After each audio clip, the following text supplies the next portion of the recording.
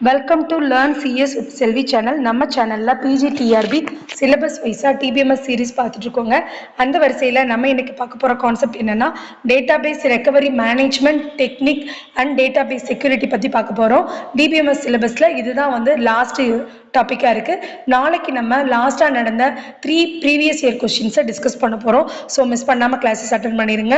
நம்ம ரெகுலராக பார்த்தீங்கன்னா free classes and free material கொடுத்துட்ருக்கோம். ஸோ இது வரைக்கும் சப்ஸ்கிரைப் பண்ண எல்லாருக்குமே ரொம்ப தேங்க்ஸ். புதுசாக பார்க்குறவங்க சப்ஸ்கிரைப் பண்ணி லைக் பண்ணுங்கள். அடுத்தடுத்த வீடியோஸ் போடுறதுக்கு எங்களுக்கு ரொம்பவே மோட்டிவேஷனாக இருக்கும். வாங்க இன்னைக்கான கான்செப்ட் போகலாம். இன்னைக்கான கான்செப்ட் போகிறதுக்கு முன்னாடி எஸ்டர்டே கொடுத்த 2 டூ இட் யுவர் செல்ஃப் கொஸ்டினோட ஆன்சர் பார்த்துடலாம். Cartesian product is avoided because எதுக்காக கார்ட்டீசியன் ப்ராடக்ட் நம்ம அவாய்ட் பண்ணுறோம் அப்படின்னா it generate too many rows, நிறைய ரோஸ் ஜென்ரேட் பண்ணுறதுனால இதுக்கான டைம் அதிகமாக எடுத்துருக்கோம். ஸோ அதனால தான் இதை அவாய்ட் பண்ணுறோம். இதுக்கு பதிலாக ஜாயிண்ட் கான்செப்ட் வச்சு நம்ம இதை ஃபாலோ பண்ணுவோம். நெக்ஸ்ட் கொஸ்டின் பார்த்தீங்கன்னா which rule based optimisation strategy reduce both IO and CPU cost. CPU காஸ்ட்டும் குறைக்கணும், இன்புட் அவுட்புட் காஸ்ட்டும் குறைக்கணும். என்னவா இருக்கும் அப்படின்னா ஜாயின்னா நிறைய ரோ வரும், அப்போ கண்டிப்பாக வராது. ப்ரொஜெக்ஷன் ஆஃப்டர் செலெக்ஷனுக்கு அப்புறம் ப்ரொஜெக்ட் வைக்கலாமான்னு கேட்குறாங்க. செலெக்ஷன் பிஃபோர் ஜாயின் கேட்குறாங்க. அண்ட் ஃபுல் டேபிள் ஸ்கேன் பண்ணுறதான்னு கேட்குறாங்க.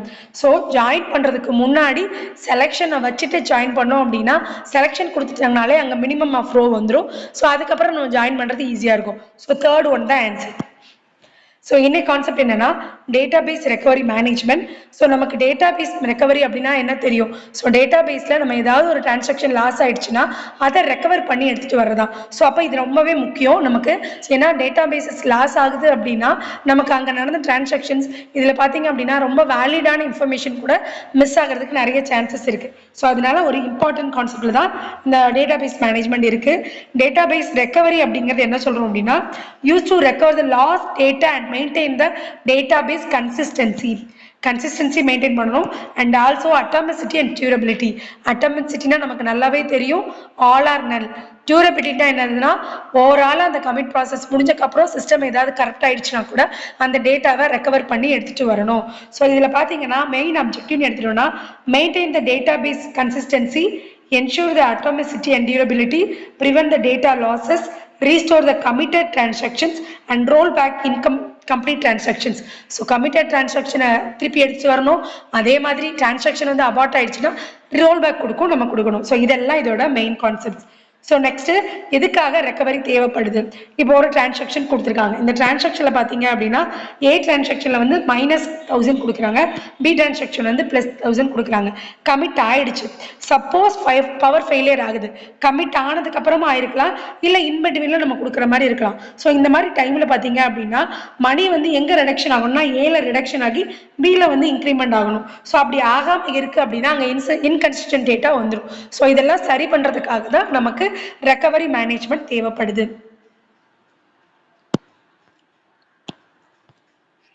அடுத்து பார்த்தீங்கன்னா டைப்ஸ் ஆஃப் ஃபெயிலியர். என்னெல்லாம் ஃபெயிலியர்ஸ்லாம் வரலாம் அப்படின்னா டிரான்சாக்ஷன் ஃபெயிலியர் வரலாம். டிரான்சாக்ஷன் ஃபெயிலியர்னா நாட் ஓன்லி நம்ம டிரான்சாக்ஷன் பண்ணும்போது வர மிஸ்டேக் மட்டும் இல்லை. ஸோ இன்வாலிட் இன்புட் கொடுக்கலாம், அர்த்தமேட்டிக் எரர்ஸ் கொடுக்கலாம், கன்ஸ்ட்ரெயின்ஸ் வயலேட் பண்ணலாம், அப்புறம் டெட்லாக் கொடுக்கலாம் வரலாம். ஸோ இதனால என்னன்னா டிரான்சாக்ஷன் ஃபெயிலியர் நடக்கும். எக்ஸாம்பிள் பார்த்தீங்கன்னா update student set mark equal to mark divide by 0. So அங்கே மார்க் என்னது டிவைடரால் 0 நம்ம பண்ண முடியாது. இந்த மாதிரி ஹியூமன் எரர்ஸும் நம்ம கொடுக்கலாம். சிஸ்டமும் கரெக்ட் ஆகிறதுக்கு வாய்ப்பு இருக்குது. கன்ஸ்ட்ரெயின்ஸ் அவங்க ஒரு கண்டிஷன் கொடுத்துருக்காங்க, அதை நீங்கள் என்னது ஓவர் கம் பண்ணும்போது இதெல்லாம் டிரான்சாக்ஷன் ஃபெயிலியர்ஸ் நமக்கு நடக்கலாம். ஸோ அதுக்கப்புறம் பார்த்தீங்க அப்படின்னா இந்த ஃபெயிலியர்ஸ்ல 2 டைப்ஸ் இருக்குது. ஒன்று சிஸ்டம் ஃபெயிலியர், இன்னொன்று மீடியா ஃபெயிலியர். சிஸ்டம் ஃபெயிலியர்னா பவர் அவுட்டேஜ் ஆகிறது, சிஸ்டம் திடீர்னு ஷட் டவுன் ஆகி போயிடுறது, ஆப்ரேட்டிங் சிஸ்டமில் ஏதாவது கரப்ஷன் நடக்குது, ஹார்ட்வேரில் மால் ஃபங்க்ஷன் நடக்குது, இதெல்லாம் சிஸ்டம் ஃபெயிலியர். மீடியா ஃபெயிலியர் அப்படின்னா அந்த ஸ்டோரேஜ் பண்ணுற இடம் இருக்கு இல்லையா, ஹார்ட் டிஸ்க் கிராஷ் ஆகுறது, இல்லைன்னா எஸ்எஸ்டி கார்டு இருக்கு இல்லையா, அதில் ஏதாவது கரப்ஷன் நடக்கிறது, ஃபிசிக்கல் டேமேஜ் நடக்கிறது, இந்த மாதிரி நடக்கலாம். நெக்ஸ்ட் பார்த்தீங்கன்னா ரெக்கவரி டெக்னிக்கோட ஓவரியூன்னு எடுத்துட்டோம்னா database recovery log based, check point, அதுக்கப்புறம் ஷேடோ பேஜிங் அப்படின்னு 3 டைப்பில் கொடுக்குறாங்க. லாக் பேஸ்ட் ரெக்கவரினா லாக்லாம் நமக்கு தெரியும், ஒவ்வொரு டிரான்சாக்ஷனையும் லாக்ல ஸ்டோர் பண்ணி வச்சுட்டே இருப்பாங்க. ஸோ எதுக்காக அப்படின்னா ஸோ ஓல்டு டேட்டா நியூ டேட்டான்னு செட் பண்ணிங்கன்னா கமிட் ஆனாலும் சரி இல்லை ஆகாமல் போனாலும் சரி டேட்டாவை ரெக்கவர் பண்ணி எடுக்க முடியும். ஸோ அதுக்காக தான். Next check point recovery and shadow paging ஒன்று ஒன்றா பார்க்கலாம். லாக் பேஸ்ட் ரெக்கவரினா என்ன சொல்கிறாங்கன்னு பாருங்களேன். இப்போ எக்ஸாம்பிள் இந்த டிரான்சாக்ஷனில் டிரான்சாக்ஷன் லாக்ல வந்து எதெல்லாம் ஸ்டோர் பண்ணியிருப்பாங்கன்னா டிரான்சாக்ஷனோட ஐடி அண்ட் அதோட பேலன்ஸ் டேட்டா ஐட்டம்ங்கிறது ஓல்டு வேல்யூ நியூ வேல்யூ கொடுத்துருப்பாங்க. ஸோ இந்த transaction D1 change the balance 5000 to 4000 change ஆகுது. So logs help recover the lost data after the கிராஷ்க்கு அப்புறம் லாஸ்ட்டாக என்ன டேட்டா இருக்குன்னு ரெக்கவர் பண்ணி எடுக்கணும்னா இந்த லாக் பேஸ் ரெக்கவரி தான் வேணும். இந்த லாக் பேஸ் ரெக்கவரியில் சம் டெக்னிக் இருக்குது. அது என்ன டெக்னிக் பார்த்தீங்க அப்படின்னா ரைட் அகேட் லாகிங். இது ரொம்ப இம்பார்ட்டன்ட் ஆனது. ஸோ நம்ம மேட்ச் இட்லலாம் இது வந்து கொஸ்டின்ஸ் வந்து கேட்டிருக்காங்க. லாகிங்னா என்ன சொல்றாங்கன்னா ஒரு ப்ராசஸ் நடக்கு அப்படின்னா அதில் நடக்கிற அந்த டேட்டா வந்து ப்ராசஸ் அப்டேட் ரெக்வெஸ்ட் அப்படிங்கிறபடி ரைட் லாக்ல வந்து போட்டு வச்சுருவாங்க. இது வந்து இப்போ ப்ரீவியஸாக வந்து 5000 இருந்துச்சு, இப்போ 4000 இருக்குது அப்படின்னு எல்லாத்தையுமே லாக்ல ஸ்டோர் பண்ணிகிட்டே இருப்பாங்க. ஆஃப்டர் த கிராஷோ இல்லை ரெக்கவரியோ கமிட் ஆயிடுச்சு அப்படின்னா 4000 ஸ்டோர் ஆகும். கமிட் ஆகலை அப்படிங்கும் போது என்ன ஆகும் அப்படின்னா 4000 வந்து ஸ்டோர் ஆகாமல் 5000 ஓல்டாக இருக்கிற டேட்டாவே ஸ்டோர் ஆகும். ஸோ இது எல்லாமே இந்த ப்ராசஸ் தான் நமக்கு வந்து பார்த்துக்குது. ஸோ இதில் வந்து ரீடு அண்டு கான்செப்ட் வந்து நம்ம மெயினாக மெட் பண்ணிட்டு இருக்கோம். நெக்ஸ்ட் பார்த்தீங்கன்னா டிஃபர்டு அப்டேட் ரெக்கவரி. ஸோ இது என்ன பண்ணுவோம் அப்படின்னா changes store in log. So ஒவ்வொரு சேஞ்சஸ் வந்து கமிட்மெண்ட்க்கு அப்புறம் வர்ற ஒவ்வொரு சேஞ்சஸையும் வந்து நம்ம நோட் பண்ணிக்கிட்டே வர்றது வந்து இதில் கொடுத்துருக்காங்க. ஸோ ப்ராசஸ் டிரான்சாக்ஷன் எக்ஸிக்யூட் ஆகும்போது சேஞ்சஸ் ஸ்டோர் இன் லாக் என்னெல்லாம் சேஞ்சஸ் வருது, அது அப்டேஷனாக இருக்கலாம், டெலிட்டாக இருக்கலாம், இன்சர்ட்டாக இருக்கலாம். ஸோ அதுக்கப்புறம் கமிட் வருதா அப்படின்னு பார்த்துட்டு கமிட் வர வர அதை அப்டேட் பண்ணி போயிட்டே இருக்கிறதா இதோட வேலை. ஜஸ்ட் இது வந்து என்னன்னா கமிட் வர வர அப்டேட் பண்ணுறதுக்காக இந்த இதை யூஸ் பண்ணுவோம். ரைட் லாக்ல ரீடும் இருக்கும் அண்டும் இருக்கும். டெஃபர்ல என்ன இருக்குன்னா ரீடு மட்டும்தான் தேவைப்படும். நோ அன்கமிட்டட் டேட்டா வந்து ரிட்டர்ன் பண்ணவே பண்ணாது. கமிட்டடான டேட்டாவை மட்டும்தான் இதில் வந்து அப்டேட் பண்ணுவாங்க. ஸோ இதுக்கு தான் இதோட டிஃப்ரென்ஸ். ஸோ அதுக்கப்புறம் immediate update recovery. Immediate update என்ன பண்ணோம் அப்படின்னா அப்பப்போ என்ன நடக்குதோ அப்படியே இது பண்ணிக்கிட்டே இருப்பாங்க. ஸோ இதில் வந்து அண்டோ ரீடோ ரெண்டுமே வரும். ஏன்னா வந்து அபார்ட் ஆனாலும் சரி இல்லை கமிட் ஆனாலும் சரி தான் சொல்கிறாங்க update database commit later ஆனால் கூட இப்போ என்ன ப்ராசஸ் நடக்கு, இப்போ என்ன இன்செர்ட் பண்ணியிருக்கோம், என்ன வந்து அப்டேட் பண்ணியிருக்கோங்கிறத ஸ்டோர் பண்ணிக்கிட்டே வரும். ஸ்டோர் பண்ணிகிட்டே வரும்போது சப்போஸ் அபார்ட் ஆயிடுச்சுன்னா அண்டோ ரீடோ வந்து ஆப்ரேஷன்ஸ் நடக்கும். இல்லை கமிட் ஆயிடுச்சு அப்படின்னா புதுசாக வந்த டேட்டாவை நம்ம ஸ்டோர் பண்ணிக்குவோம். நெக்ஸ்ட் பார்த்தீங்கன்னா செக் பாயிண்ட் ரெக்கவரி. இப்போ நம்ம கமிட் மாதிரி செக் பாயிண்ட்னு சொல்லிட்டு ஒரு கமாண்ட் இருக்கு. இந்த செக் பாயிண்ட் என்ன பண்றோம் அப்படின்னா இப்போ செக் பாயிண்ட் எங்க வருதோ அதுக்கு முன்னாடி இருக்கிறது எல்லாமே கண்டிப்பாக ஸ்டோர் ஆகிருக்கும். ஸோ அதுக்கு கீழே இருக்கிறது மட்டும் கமிட் ஆயிருக்கா ஆகலையான்னு நம்ம பார்த்தா போதும். செக் பாயிண்ட் வர்றதுக்கு செக் பாயிண்ட் எங்கே போடுறீங்களோ அந்த இடத்துல வந்து என்ன ஆகும்னா அது ப்ரீவியஸ் எல்லாமே ஸ்டோர் ஆயிடும். ஃபார் எக்ஸாம்பிள் இப்போ ஒரு 10 டிரான்சாக்ஷன் பண்ணியிருக்கீங்க, ஆனால் நடுவில் எந்த ஒரு கமிட்டும் கொடுக்கல, ஆனால் செக் பாயிண்ட்னு கொடுத்துட்டீங்க அப்படின்னா ஸோ இதுக்கு மேலே இந்த செக் பாயிண்ட்டுக்கு மேலே இருக்கிறது எல்லாமே அப்டேட்டடாக இருக்கும், ஸ்டோர் பண்ணி தான் இருக்கும், அதில் எந்த ஒரு லாஸுமே ஆகாது. ஸோ இங்கே பாருங்க நடுவில் மேபி இதுக்கு அடுத்து அபார்ட் வந்தால் கூட செக் பாயிண்ட்டுக்கு மேலே இருக்கிறது எல்லாமே என்னவா இருக்கும் அப்படின்னா ஸ்டோர் ஆகி தான் இருக்கும்.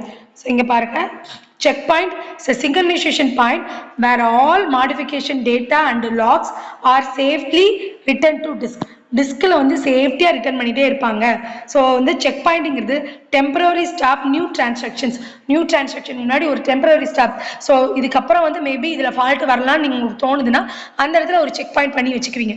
ஃபார் எக்ஸாம்பிள் சேவ் பண்ணி வைப்போம்ல, ஃபைல் டைப் பண்ண என்ன பண்ணுவோன்னா பாதி டைப் பண்ணியிருப்பீங்க, ஸோ பேட்டரி வந்து லோவாக இருக்கிற மாதிரி தெரியுதுன்னா டக்குன்னு ஒரு சேவ் கொடுத்துருவீங்க. ஸோ இந்த மாதிரி ஆப்ஷன்ஸ் வந்து இதில் ஞாபகம் வச்சுக்கோங்க. Write the check point record to log, ரெக்கார்டில் லாக் பண்ணுறதுக்காக செக் பாயிண்ட் ரைட் பண்ணிக்கோங்க. ஸோ அதுக்கு அந்த டைமில் என்னன்னா resume the data processing resume ஆகி அதுக்கப்புறம் கீழே வரும். ஸோ இது வந்து ஃபாஸ்டர் ரெக்கவரிக்கு யூஸ் ஆகும், லாக் ஸ்கேனிங்கை ரெடியூஸ் பண்ணும், பெட்டர் பெர்ஃபார்மன்ஸாக இருக்கும். நெக்ஸ்ட் பார்த்தீங்கன்னா ஷேடோ பேஜிங்னு ஒரு கான்செப்ட் கொண்டு வந்துறாங்க. ஷேடோ பேஜிங்கில் என்ன பண்ணுவாங்க அப்படின்னா ஒரிஜினல் காப்பி இருக்கும் இல்லையா, 2 டேட்டா இருக்கும். ஸோ ஒரிஜினல் காப்பி இப்போ என்னன்னா 5000 ஸ்டோர் ஆயிருக்கு அப்படின்னா இது வந்து ஒரிஜினல், இதை வந்து நம்ம 4000 ரெடியூஸ் பண்ணுறோம் அப்படின்னா இது வந்து நியூ. ஸோ இப்போ ஒரிஜினல் டேட்டாவை என்ன பண்ணுவாங்கன்னா ஷேடோ பேஜில் போட்டு வச்சிருப்பாங்க. ஸோ அதுக்கப்புறம் இப்போ மாடிஃபை பண்ணுறதை வந்து கரண்ட் பேஜில் போட்டு வச்சுருப்பாங்க. இப்போ சப்போஸ் வந்து கமிட் ஆயிடுச்சு அப்படின்னா கரண்ட் பேஜ் வந்து பர்மனெண்ட்டாக ஸ்டோர் ஆயிடும். இல்லை அபார்ட் ஆயிடுச்சு அப்படின்னா ஷேடோ பேஜில் இருக்கிற அந்த ஒரிஜினல் காப்பியே திருப்பி வந்து ஸ்டோர் ஆகிடும். ஸோ இதுக்கு பேர் தான் ஷேடோ பேஜிங் அப்படின்னு சொல்லுவாங்க. ஸோ இந்த டெக்னிக்ஸ் எல்லாம் நமக்கு டிஃபைன் பண்ணி காக்கலாம். ஸோ அப்போது உங்களுக்கு தெரியணும். ஸோ அதனால தான் இந்த கான்செப்ட் சொல்லியிருக்கோம். இங்கே பாருங்க ஒரு கம்பேரிசன் கொடுத்துருக்கோம். ஸோ இதில் பார்த்தீங்க அப்படின்னா deferred and immediate update and shadow பேஜிங்கை கொடுத்து அதோட ஃபீச்சர்ஸ் கொடுத்துருக்கோம். டேட்டா பேஸை வந்து அப்டேட் பிஃபோர் கமிட் அப்படின்னு பார்த்தோம் அப்படின்னா பிஃபோர் கமிட் எங்கெல்லாம் பண்ணுவோம் அப்படின்னா இமீடியட் அப்டேட்லையும் அதே மாதிரி பார்த்தீங்கன்னா ஷேடோ பேஜிங்லேயே முன்னாடியே கமிட் பண்ணுறதுக்கு முன்னாடி ஸ்டோர் பண்ணிகிட்டே தான் வருவோம். ஆனால் டெஃபரில் மட்டும்தான் கமிட் பண்ணால் மட்டும்தான் ஸ்டோர் ஆகும். ஏற்கனவே நம்ம பார்த்தா தான் இங்கே வந்து ஜஸ்ட் ஒரு குவிக் ரிவிஷனுக்காக கொடுத்துருக்கேன். யூசர் லாக்குன்னு பார்த்தீங்கன்னா எல்லாத்துலேயுமே சேவ் ஆகிருக்கும். ஸோ இதில் ஷேடோ பேஜிங்கில் மட்டும் என்னென்னா ஷேடோ பேஜிங்கில் என்ன தான் இருக்கும், ஓல்டு தான் இருக்கும். கரண்ட் வந்து என்ன இருக்கும் அப்படின்னா கரண்ட் பேஜில் வந்து தான் புதுசு இருக்கும். ஸோ அதனால தான் இங்கே லோ கொடுத்துருக்காங்க. அன்டூ ஆப்ரேஷன்ஸ் வந்து எங்கே நடக்காதுன்னா டெஃபர்லையும் ஷேடோ பேஜிங்லையும் நடக்காது. ஏன்னா அது தனித்தனி ஃபைலாக தான் நம்ம மெயின்டைன் பண்ணுறோம் ஷேடோ பேஜில். அதே மாதிரி டெஃபரில் என்ன பண்ணுறோம்னா கமிட் ஆனதை மட்டும்தான் ஸ்டோர் பண்ணுறோம். அதனால இங்கே அன்டூ வராது. ஸோ அன்டூ எங்கே வரும் அப்படின்னா இமீடியட்டில் தான் வரும். ஸோ ரீடுமே என்னென்னா ஷேடோ பேஜிங்கில் தேவையில்லைங்கிறாங்க. ஏன்னா தனித்தனி பேஜஸ் வச்சிருக்கனால நம்ம ரீடு பண்ணணும் அன்டூ பண்ணணும் தேவையில்லை. இது கமிட் ஆனால் ஒரு ஃபைலை சேவ் பண்ண போகிறோம், கமிட் ஆகலைன்னா இன்னொரு ஃபைலை சேவ் பண்ண போகிறோம். விவேக் சொல்லுவார்ல, நான் கலர் கலராக எடுத்து வச்சுக்கிட்டேன், எல்லோ கலரு ஒயிட் கலர்னு போர்டு அந்த நம்பர் பிளேட்டு சொல்லுவார், நீங்கள் எதை ஃபிக்ஸ் பண்ணுறீங்களோ அதை வச்சுக்கிறேங்கிற மாதிரி ஷேடோ பேஜ் எல்லாத்துக்கும் ரெடியாக நிற்கும். ஸோ அதனால் அன்டூ ரீடுங்கிற கண்டிஷனே தேவையில்லை. மேபி இந்த கம்பேரிஷன்ஸை வச்சு நமக்கு கொஷின்ஸ் வரலாம். காம்ப்ளெக்சிட்டின்னு பார்த்தீங்க அப்படின்னா ஸோ காம்ப்ளெக்சிட்டி வந்து ஷேடோ பேஜிங் தான். ஏன்னா ஒரு பெரிய கொரியா இருக்குது, பெரிய டேபிளாக இருக்குன்னா எல்லாத்தையும் ஸ்டோர் பண்ணி வைக்கிறதுங்கிறது கொஞ்சம் காம்ப்ளெக்ஸ். ஸோ வந்து டெஃபரை பொறுத்த வரைக்கும் கொஞ்சம் லோ தான். ஸோ அதுக்கப்புறம் வந்து இமீடியட்டில் வந்து கொஞ்சம் மீடியமாக இருக்குது அப்படின்னு சொல்கிறாங்க. ஸோ இதெல்லாம் கம்பேரிசன்ஸில் நமக்கு வரலாம். கொஷின்ஸ் வந்து டைரக்ட் கொஷின்ஸா கேட்காம கொஞ்சம் ட்விஸ்ட் பண்ணணும்னு நினைச்சாங்கன்னா இந்த மாதிரி கான்செப்டுக்குள்ள போகலாம். அதுக்கப்புறம் பார்த்தீங்கன்னா data base security and authorization. So இது ஒரு இம்பார்ட்டன்ட் கான்செப்ட் தான். டேட்டா பேஸ் இப்போ நம்ம வந்து டேட்டா பேஸுங்கிறது தான் பேக் அண்ட் டேட்டா பேஸு. ஒரு பேங்கிங் ட்ரான்ஸ்ஃபராக எடுத்துக்கலாம், அதே மாதிரி பார்த்தீங்க அப்படின்னா ஒரு செக்யூரிட்டி சாஃப்ட்வேராக இருக்கலாம், ஒரு ஸ்டாக் மார்க்கெட்டாக இருக்கலாம். எல்லாத்தோட பேக் அண்ட்லேயும் டேட்டா பேஸ் தான் நம்ம யூஸ் பண்ணுறோம். அப்போ அதில் செக்யூரிட்டி அப்படிங்கிறது எவ்வளோ ரொம்ப இம்பார்ட்டன்ட் நீங்கள் பார்த்துக்கோங்க. ஸோ அந்த செக்யூரிட்டி கொஞ்சம் வந்து மிஸ் ஆனாலும் நம்ம டேட்டாஸ் எல்லாமே லாஸ் ஆகிடும், பெரிய லெவலில் இது வந்து அஃபெக்ட் ஆகும். ஸோ இதில் பார்த்தீங்கன்னா டேட்டா பேஸஸ் எடுக்கும்போது டேட்டா பேஸ் செக்யூரிட்டியில் மோஸ்ட் இம்பார்ட்டன்ட் கம்பவுண்ட் இது தான். ஸோ இதில் வந்து எதெல்லாம் நம்ம அவாய்ட் பண்ணலாம்னா அன்ஆத்தரைஸ்ட் அக்சஸ், மிஸ்யூஸ் பண்ணுறது, அட்டாக்ஸ் அண்ட் டேட்டா லாஸஸ், இதெல்லாம் அந்த டேட்டா பேஸ் செக்யூரிட்டி மூலமாக தான் நம்ம வந்து என்ன பண்ணணும், கேப்சர் பண்ணி கொண்டு வரணும். இதில் மெயின் 3 கோல் தான் இருக்குது. என்ன அப்படின்னா கான்ஃபிடென்ஷியலிட்டி, சீக்ரெட்ஸ், ஓகேவா, தென் இன்டெகிரிட்டி அண்ட் அவைலபிலிட்டி. இந்த 3யும் கண்டிப்பாக என்ஷூர் பண்ணிக்கிட்டே வரணும். அப்போ தான் டேட்டா பேஸோட செக்யூரிட்டியை நம்ம என்ஷூர் பண்ண முடியும். So recent part data base security. எதுக்காகலாம் டேட்டா பேஸ் செக்யூரிட்டி தேவைப்படுது? ஸோ நம்ம சென்சிட்டிவான இன்ஃபர்மேஷனை ப்ரொடெக்ட் பண்ணுறதுக்கு, டேட்டா லாஸஸை ப்ரிவெண்ட் பண்ணுறதுக்கு, மெயின்டைன் த டேட்டா அக்யூரஸியை மெயின்டைன் பண்ணுறதுக்கு, என்ஷூர் த கண்டினியூஸ் அவைலபிலிட்டி. நமக்கு தேவையான நேரத்தில் டேட்டாஸ் இருந்துக்கிட்டே இருக்கணும், சரியா? ஸோ அதுக்காக and threat to data base security. Threat அப்படின்னு எடுத்துட்டோம்னா வெளியிலேருந்து வர்ற அட்டாக்ஸ் எல்லாம் இருந்து நம்ம தப்பிக்கிறதுக்கு இந்த த்ரெட்டுன்னு சொல்லி அதுக்கு தனியாகவே ஸ்டெப்ஸ் இருக்குது. ஸோ நம்ம பார்க்கலாம்.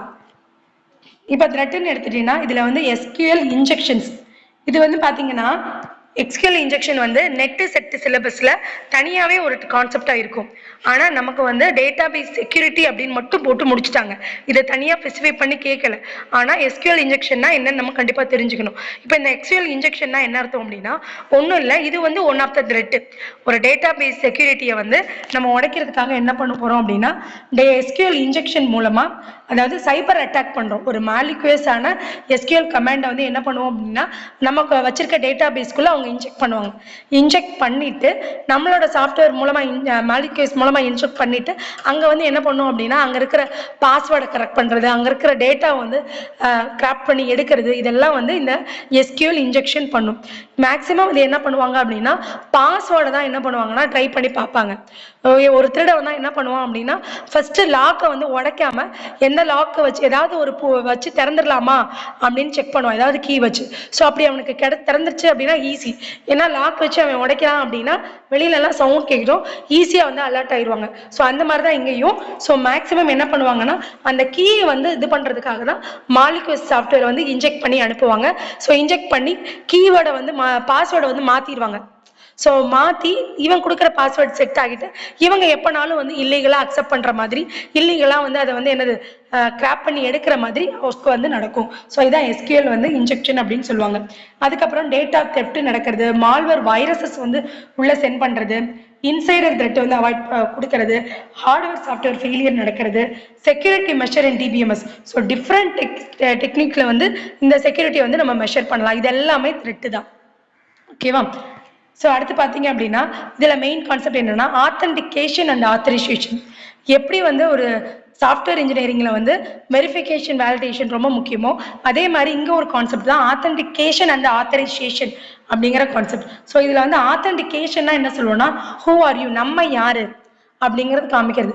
இப்போ எக்ஸாம்பிள் பார்த்தீங்கன்னா இப்போ ஒரு காலேஜில் நீங்கள் ஒரு எம்ப்ளாயி இருக்கீங்கன்னா உங்களுக்கு ஒன்று ஒரு யூசர் நேமு பாஸ்வேர்டு கொடுத்துருப்பாங்க. அப்போ தான் நீங்கள் வெப்சைட்குள்ளே போய் ஸ்டாஃப் அப்படிங்கிற அக்சஸை வந்து நீங்கள் பார்க்க முடியும். இல்லை அப்படின்னா ஜஸ்ட் ஒரு யூஸராக நீங்கள் போவீங்க. ஸோ நிறைய ப்ரிவிலேஜஸ் வந்து உங்களுக்கு வந்து இதாகாது. ஸோ இதுக்காக தான் என்ன பண்ணுவோம் அப்படின்னா ஆத்தென்டிகேஷன் அப்படிங்கிறது ஹூ ஆர் யூ, நீங்கள் யார், உங்களுக்கு எதை வச்சு நீங்கள் உள்ளே வந்து நுழைய போகிறீங்க. நான் இங்கே ஸ்டாஃபுங்க, இந்த இருக்க ஐடி கார்டு அப்படின்னு போகிறது, அட்டெண்டன்ஸ் போடுறதுக்கு பயோமெட்ரிக் கொடுக்கறது, இதெல்லாம் வந்து ஆத்தென்டிகேஷனில் வரும். So user name password, OTP, so finger print recognition, face recognition, smart card, இது மூலமாக நம்ம யார் அப்படிங்கிறத அவங்களுக்கு நம்ம சொல்லுவோம். இதுவே ஆத்தரைசேஷன்னா உங்களுக்கு என்னெல்லாம் அக்சஸ் இருக்குது. ஒரு காலேஜ்னா அந்த பிரின்சிபலுக்கு எவ்வளோ அக்சஸ் ரைட்ஸ் இருக்குது, அதுக்கப்புறம் ஹெச்ஓடிஸ், அதுக்கப்புறம் யார் இருப்பா, ஸ்டாஃப் இருப்பாங்க, அதுக்கப்புறம் தான் ஸ்டூடெண்ட்ஸுங்கிறது வருவாங்க. ஸோ அந்த ஆர்டர் உங்களுக்கு என்ன ரைட்ஸ் இருக்குது, what are you allowed to do, உங்களை வந்து எதெல்லாம் பண்ணுறதுக்கு அலோவ் பண்ணியிருக்காங்க, உங்களுக்கு ரைட்ஸ் இருக்கா அப்படின்னு நிறைய கொஸ்டின்ஸ் நிறைய இடத்துல கேட்போம் இல்லையா. அந்த ரைட்ஸை சொல்கிறது தான் இந்த இடத்துல ஆத்தரைசேஷன். இந்த ஆத்தரைசேஷனில் 3 கான்செப்ட் இருக்குது. ஒன்று டிஸ்கிரிமினரி அக்சஸ் கண்ட்ரோல், அதுக்கப்புறம் mandatory access control, role base access control அப்படின்னு சொல்லிட்டு இருக்கு. இந்த 3ல் வச்சு நமக்கு லாஸ்ட் பிஜிடிஆர்பியில் கொஸ்டின்ஸ் வந்துருந்துச்சு. ஸோ எப்படி கேட்டிருக்காங்க பாருங்க, டேட்டா பேஸ் செக்யூரிட்டியில் இது ஒரு கான்செப்ட். இதுல இருந்து கொஸ்டின் வந்து போன இயர்ல இருந்துச்சு. நாளைக்கு கொஸ்டின் டிஸ்கஸ் பண்ண போறோம். ஸோ யாரும் மிஸ் பண்ணாதீங்க. நீங்க அதை பார்த்தாலே தெரியும் நமக்கு இந்த கிளாஸஸ் டிபிஎம்எஸ் கிளாஸஸ் எவ்வளோ தூரம் வந்து ஈஸியா இருக்கு. நம்ம இதை எப்படி படிச்சோம்னா ஈஸியா கொஸ்டின்ஸ் வந்து அட்டன் பண்ணலாம் அப்படிங்கிறத தெரிஞ்சுக்கலாம். ஸோ மிஸ் பண்ணாம கண்டிப்பா கிளாஸஸ் அட்டன் பண்ணுங்க. இப்போ வந்து ஆத்தென்டிகேஷன் ஆத்தரைசேஷனோட டிஃப்ரென்ஷியேஷன் கொடுத்துருக்காங்க. ஸோ ஆத்தென்டிகேஷன்னா என்ன சொல்லியிருக்கோம், ஹூ ஆர் யூ, இதில் வாட் கேன் யூ டூ, உன்னால் என்ன பண்ண முடியும். ஸோ இதில் வந்து ஐடென்டிஃபை வெரிஃபிகேஷன், இதில் வந்து பெர்மிஷன் வெரிஃபிகேஷன், உங்களுக்கு அந்த பெர்மிஷன் இருக்கா, சரியா. தென் ஃபர்ஸ்ட் ஸ்டெப்பில் இதுதான் முதல் நடக்கும், ஆத்தென்டிகேஷன் நடக்கும். அதுக்கப்புறம் தான் ஆத்தரைசேஷன் வந்து நடக்கும் செகண்ட் ஸ்டெப்பில். ஸோ அதுக்கப்புறம் லாகின் ப்ராசஸ் இங்கே நடக்கும், இங்கே அக்சஸ் கண்ட்ரோல் நடக்கும். இங்கே யூசர் நேம் பாஸ்வேர்டு கொடுத்துருப்பாங்க, இங்கே ப்ரிவிலேஜஸ் ரோல்ஸ் கொடுத்துருப்பாங்க. இங்கே பார்த்தீங்கன்னா வெரிஃபைடு யூசர், இங்கே வெரிஃபைடு அக்சஸ் ரைட்ஸ். ஸோ இதுதான் வந்து இதோட மெயின் கான்செப்ட்ஸ். இதில் பார்த்தீங்கன்னா டிஸ்கிரிமினேஷன் அக்சஸ் கண்ட்ரோல்னா என்னன்னு பார்க்குறோம் அப்படின்னா டிஏசி. இதில் என்னன்னா நமக்கு என்ன அக்சஸ் கொடுத்துருக்காங்க, எந்த கண்டிஷனுக்கெல்லாம் கிராண்டு, எதெல்லாம் ரிவோக் பண்ணியிருக்காங்க, அதை தான் வந்து இங்கே பார்க்குறோம். ஸோ வந்து டிஸ்கிரிமினேஷனாலே கிராண்டு ரிவோக் அப்படிங்கிறத ஞாபகம் வச்சுக்கோங்க. ஸோ அதை வச்சு தான் லாஸ்ட் இயர் கொஸ்டின் இருந்துச்சு. கிராண்டு ரிவோக்குங்கிறது என்ற செக்யூரிட்டி கண்ட்ரோலுக்கு கீழே வரும் அப்படின்னு கொஸ்டின் கேட்டாங்க. ஸோ கிராண்ட் ரிவோக்கை பொறுத்த வரைக்கும் என்னன்னா, ஸோ ஓனர் வந்து ஒரு நம்ம பார்த்து கொடுக்கறது, ஒரு 2 நாள் எக்ஸ்டெண்ட் பண்ணுறேன் இந்த ஆஃபரை நீங்கள் பண்ணிக்கோங்க, ஸோ அட்மிஷன் ஒரு 2 நாள் எக்ஸ்டெண்ட் பண்ணுறோம் அப்படின்னு அந்த டைமுக்கு ஒரு ஆஃபர் கொடுக்குறது. ஸோ அப்போ அந்த ஓனர் தான் கிராண்டு ரிவோக், இது வந்து முடிஞ்சிருச்சு அப்படின்னு ஸ்டாப் பண்ணுறது சரி, கிராண்ட் பண்ணுறது யாருன்னா owner of the databases தான் பண்ணுவாங்க. யூசர் வந்து என்ன பண்ணுவாங்கன்னா எதெல்லாம் யூஸ் பண்ணிக்கலாம், கிராண்டு ரிவோக் 2 கண்டிஷன்ஸ் வந்து நமக்கு தேவையான மாதிரி செட் பண்ணிக்கலாம். ஃப்ளெக்சிபிளாக இருக்கும், ஈஸியாக இம்ப்ளிமெண்ட் பண்ணும். பட் வந்து இதில் வந்து லெஸ் செக்யூர் இருக்குது. தென் பார்த்தீங்கன்னா permission maybe spread to many users, நிறைய யூசருக்கு பெர்மிஷன் ஸ்ப்ரெட் ஆகிடும். ஸோ அந்த இது இருக்குது, நீங்கள் கிராண்ட் பண்ணி விட்டுட்டீங்க, ஸோ உங்களோட யூசர் ஐடி பாஸ்வேர்டை வச்சு இன்னொருத்தர் யூஸ் பண்ணலாம், சரிங்களா. 2 நாள் தான் ஆஃபருங்கும் போது நிறைய பேர் அதை அக்சஸ் பண்ணணும்னு சொல்லிட்டு நிறைய வந்து என்ன பண்ணுவாங்க அப்படின்னா ஃபேக் ஐடிஸ் யூஸ் பண்ணி ட்ரை பண்ணி பார்க்கலாம். ஸோ அதனால கம்பேர் வித், ஏன்னா இது அந்தந்த டைமில் தான் இந்த கிராண்ட் கொடுக்கறதுனால கொஞ்சம் லெஸ் செக்யூரிட்டியாக இருக்கும் அப்படின்னு சொல்கிறாங்க. ஸோ இதில் வந்து டிஸ்கிரிமினேஷனரி அப்படின்னு எடுத்துக்கிட்டாலே நீங்கள் மெயினாக ஞாபகம் வச்சுக்கிறது கிராண்ட் அண்ட் ரிவோக். இந்த 2 ஞாபகம் வச்சாலே இதோட கான்செப்ட் ஞாபகம் வந்துடும், சரியா. ஸோ அதுக்கப்புறம் வந்து மேண்டட்டரி அக்சஸ் கண்ட்ரோல். இந்த மேண்டட்டரி அக்சஸ் கண்ட்ரோல் என்ன பண்ணுவோம், ஸோ வந்து இதை தான் நீங்கள் அக்சஸ் பண்ணணும், இதை அக்சஸ் பண்ணக்கூடாது அப்படின்னு வந்து கம்பல்சரேஷன் பண்ணுவோம். So decisions are control by the central authority. Central authority இருக்காங்களா, அவங்க ஒரு இண்டிவிஜுவல் யூசருக்கு வந்து கொடுப்பாங்க, நீ வந்து இதை பண்ணிக்கலாம், இதை நீ பண்ணக்கூடாது அப்படின்னு சொல்லிட்டு ஒரு யூசர் வந்து அவங்க டிஃபைன் பண்ணுவாங்க. இப்போ வந்து என்னன்னா ஸ்டாஃபே இருக்காங்கன்னா இந்த 5 ஸ்டாஃபுக்கு இந்த ரெஸ்ட்ரிக்ஷன், இந்த 5 ஸ்டாஃப்க்கு இது கிடையாது, அந்த மாதிரி கொடுக்கறது வந்து எம்ஏசியில் வரும். So manager access the secrets இருக்கா. மேனேஜர் வந்து என்ன பண்ணலாம்னா secret and confidential document access பண்ணலாம். பட் எம்ப்ளாயிஸ் போய் என்ன பண்ணக்கூடாது, அதில் போய் நிற்கக்கூடாது. இதில் பார்த்தீங்கன்னா பெல் ரூல்ஸ் அப்படின்னு சொல்லிட்டு ஒன்று இருக்கு. பெல்லா பெடுலா ரூல்ஸ் அப்படின்னு சொல்லுவாங்க. பட் இந்த ரூல்ஸ்ல பாத்தீங்கன்னா 2 இருக்கு. No read up rule and no write up down. So இதெல்லாம் கொஸ்டின்ஸ்ல வரக்கு நிறைய சான்சஸ் இருக்கு. ஸோ நோ ரீட் அப் லோனா இந்த லோயர் லெவல் யூசர் இருப்பாங்கல்ல, அவங்க cannot read the higher level data. அவங்களோட ஹையர் லெவல் டேட்டாவை போய் லோ லெவலில் இருக்கிறவங்க போய் ரீட் பண்ண முடியாது, அதான் கான்ஃபிடென்ஷியல். அதுக்கப்புறம் no write down. The higher level user cannot write to lower level data. Lower லெவலில் இருக்கிற யூசரோட டேட்டாவில் போய் ஹையர் லெவல் எழுத மாட்டாங்க. ஸோ அவங்க அட்டண்டன்ஸ் போட்டிருப்பாங்க, இல்லை அவங்களோட ஒரு ஒர்க்கில் போய் நீங்கள் என்ன பண்ணக்கூடாது, ஹையர் லெவலில் இருக்கவங்க ரைட் பண்ணுறதுக்கான அஷூரன்ஸ் கிடையாது. ஸோ இந்த மாதிரி 2 கான்செப்ட் கொடுத்துருக்காங்க. இது பெல் ரூலில் வரும். அடுத்து பார்த்தீங்கன்னா role based access control. Role based access கண்ட்ரோல்னா என்னன்னா நம்ம ரோலை வந்து நம்ம டிஃபைன் பண்ணுறோம். இதுதான், இது வந்து ஸ்டூடெண்ட்டுக்கு ரோலு, இது பிரின்சிபல் ரோலு, இது வந்து ஹெச்ஓடி ரோலு, இது வந்து ஸ்டூடெண்ட் ரோலு அப்படின்னு ஒரு ரோலை டிஃபைன் பண்ணி வச்சுக்கிறோம். அந்த ரோலுக்குன்னு ஸ்பெசிஃபிக்காக நம்ம வந்து என்னன்னா சில அக்சஸ் ரைட்ஸை கொடுக்குறோம். சரியா. இப்போ புதுசாக ஒருத்தவங்க உள்ள வர்றாங்க, அவங்கள வந்து நான் ஸ்டூடெண்ட்டாக வந்து கொடுக்குறேன் அப்படின்னா அந்த ஸ்டூடெண்ட்டுக்கான ரோலுக்குள்ளதெல்லாம் இவங்க பண்ணலாம்.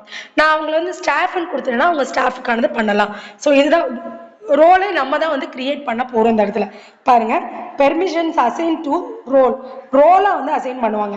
இந்த user assign to this role, அந்த ரோலுக்கு யூசரை அசைன் பண்ணுவாங்க. ஃபர்ஸ்ட் என்னென்ன ரோல்லாம் இருக்குன்னு கொடுக்கணும், அதுக்கப்புறம் அந்த ரோலுக்கு யூசரை வந்து அசைன் பண்ணணும். சரிங்களா. இப்போ இருக்கிற ஏஐ டெக்னாலஜியில் இதுதான் நம்ம யூஸ் பண்ணுறோம். இந்த ப்ராம்ப்ட் இன்ஜினியரிங் கான்செப்ட் சொல்கிறாங்க இல்லையா, அந்த ப்ராம்ப்ட் இன்ஜினியரிங் கான்செப்ட் எல்லாமே இந்த ரோல் வச்சு தான் பண்ணுவாங்க. இப்போ ஒரு ப்ராம்ப்ட் இன்ஜினியர் என்ன பண்ணுவாங்கன்னா, ஸோ ஒரு ப்ராம்ப்டை வந்து ஜென்ரேட் பண்ணும்போது அந்த ஏஐ என்ன சொல்லுவாங்கன்னா ஆக்டஸ், சரியா, data analysis expert, acts YouTube export, அந்த மாதிரிலாம் கொடுத்து அவங்கள்ட்ட வந்து ப்ரொமோட் அந்த ப்ராம்ப்டை நீங்கள் கொடுத்தீங்க அப்படின்னா எக்ஸாக்டான டேட்டா கொண்டு வந்துடும். அதனால என்ன ரோல் அப்படின்னு சொல்லி நம்ம அசைன் பண்ணணும். ஸோ இங்கே பாருங்க, access depends on the role rather than the individual user. ஒவ்வொருத்தவங்களோட நேமுக்கும் வந்து ரைட்ஸ் கிடையாது. ஸோ அவங்களோட ரோலுக்கு தான் நம்ம ரைட்ஸ் கொடுக்க போகிறோம். பார்த்தீங்க அப்படின்னா first create a role create பண்ணணும். ஃபேக்கல்டி, பிரின்சிபல், ஹெச்ஓடி, ஸ்டூடெண்ட்னு நீங்கள் ரோல் கீவேர்ட் கொடுத்து கிரியேட் பண்ணிக்கணும். ரோல்னு ஒரு கமெண்ட் அப்போ இருக்கு டிபிஎம்எஸ்ல. சரியா. டேட்டா பேஸ் செக்யூரிட்டியில் வருது அப்படின்னு ஞாபகம் வச்சுக்கோங்க. ரோல் வச்சு ஒரு கிரியேட் பண்ணிடுறோம். ஸோ கிரியேட் பண்ணி முடிச்சதுக்கப்புறம் என்ன பண்ண போகிறோம், நெக்ஸ்ட் கிரியேட் பண்ணி முடிச்சதுக்கப்புறம் வந்து பார்த்தீங்க அப்படின்னா grant the select updation student into faculty. So அந்த ஃபேக்கல்ட்டிக்கு என்னென்னலாம் வந்து நீங்கள் வந்து கிராண்ட் கண்டிஷன் கொடுக்குறீங்க அப்படின்னு கொடுக்குறாங்க. இங்கே கிராண்ட் வருது. ஃபர்ஸ்ட் ரோல் கிரியேட் பண்ணிட்டு அந்த ரோலுக்கு எதெல்லாம் கிராண்டு எதெல்லாம் ரிவோக்குன்னு நம்ம எழுதி வச்சுக்கிறோம். எழுதி வச்சதுக்கப்புறம் கிராண்ட் ஃபேக்கல்ட்டி டு ராம் அப்படிங்கிறவரை நான் ஃபேக்கல்ட்டியாக அசைன் பண்ணுறேன். ராம் அப்படிங்கிறவ என்ன பண்றேன், ஃபேக்கல்ட்டியா இந்த இடத்துல கிராண்ட் பண்ணிட்டேன் அப்படின்னா so Ram automatically get all faculty permission. அந்த ஃபேக்கல்ட்டிங்கிற ரோலுக்கு உள்ள எல்லா பெர்மிஷனும் இந்த ராம் அப்படிங்கிறவருக்கு கிடைச்சிரும். ஸோ அப்போ 3 பண்ணியிருக்கோம். ஃபர்ஸ்ட் ரோல் அசைன் பண்றோம், அந்த ரோலுக்கான பெர்மிஷன்ஸ் என்னன்னு அசைன் பண்றோம், அதுக்கப்புறம் அந்த ஒரு பர்சன் இருக்காங்களா அந்த பர்சன் என்ன ரோலுக்குள்ள வராரு அப்படிங்கிறத கொடுக்குறோம். ஸோ அப்போ அந்த பர்சன் அந்த பர்டிகுலர் ரோலுக்குள்ள எல்லா பெர்மிஷனையும் அக்சஸ் பண்ணிக்கலாம். இதுதான் role based access control. So comparisons control by யாரால கண்ட்ரோல் பண்ணுதுன்னா அந்த ஃபர்ஸ்ட் இருக்க டிஏசி இருக்கு இல்லையா, டிஏசி மட்டும் ஓனரை வச்சு கண்ட்ரோல் பண்ணுது. ஸோ எம்ஏசி வந்து சிஸ்டம் அண்ட் ஆர்ஏபிசி வந்து சரி ஆர்பிஏசி வந்து ரோலு. அதுக்கப்புறம் ஃப்ளெக்சிபிலிட்டி வந்து ஹை, இது வந்து ஹையா இருக்கு எதுல டிஏசியில், மீதி எல்லாத்துலேயும் வந்து எம்ஏசியில் தான் லோ, அதுக்கப்புறம் மீடியம். சரியா. அதுக்கப்புறம் பார்த்தீங்கன்னா செக்யூரிட்டி கொடுத்துருக்காங்க. செக்யூரிட்டி வந்து எங்கே வெரி ஹை இருக்குன்னா எம்ஏசியில் தான் வெரி ஹை அப்படின்னு சொல்கிறாங்க. பெர்மிஷன் எடுத்தோம்னா இது வந்து யூசர் டு யூசர் பெர்மிஷன், இது வந்து செக்யூரிட்டி பாலிசி கொடுத்துட்றாங்க. இது வந்து அந்த ரோலுக்கான யூசர் டு ரோல் அப்படிங்கிறது கொடுக்குறாங்க. அதுக்கப்புறம் அட்மினிஸ்ட்ரேஷன் வந்து எது காம்ப்ளெக்ஸாக இருக்கும் அப்படின்னா எம்ஏசி தான் காம்ப்ளெக்ஸாக இருக்கும், மீதி 2 ஈஸி. யூஸ்டின்னு இது வந்து ஜென்ரல் சிஸ்டமில் யூஸ் பண்ணுவாங்க. எம்ஏசிங்கிறது மிலிட்ரி சிஸ்டமில், ஏன்னா இதில் தான் செக்யூரிட்டி அதிகமாக இருக்குது. ஸோ எம்ஏசி வந்து நல்லா ஞாபகம் வச்சுக்கோங்க. அதுக்கப்புறம் ஆர்பிசிங்கிறது ஆர்கனைசேஷனில் அதை யூஸ் பண்ணுவாங்க. சரியா? ஸோ இந்த கான்செப்ட் தெரிஞ்சினாலே அது எங்கே யூஸ் பண்ணுறாங்கங்கிற ஐடியாவும் நமக்கு கிளியராகவே வந்துடும்.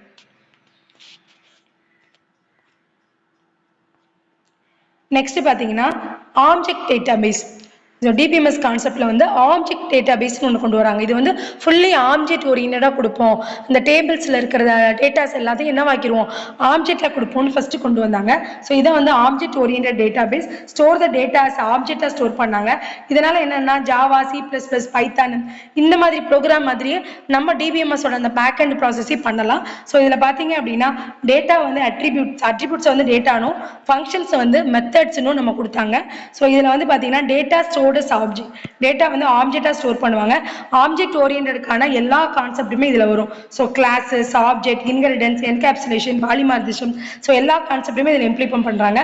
பட் என்ன அப்படின்னா, so complex data types such as images, videos, multimedia இது எல்லாமே யூஸ் பண்றதுக்கு ஈஸியாக இருந்துச்சு. ஆப்ஜெக்ட் ஓரியன்ட் கொண்டு வந்ததுக்கு அப்புறம் தான் நம்மளால மல்டிமீடியா கண்டென்ட்டை டேட்டா பேஸில் ஸ்டோர் பண்ண முடிஞ்சிச்சுன்னு சொல்கிறாங்க. ஸோ ஆப்ஜெக்ட் டேட்டா பேஸோட அட்வான்டேஜஸ் பார்க்கலாம்.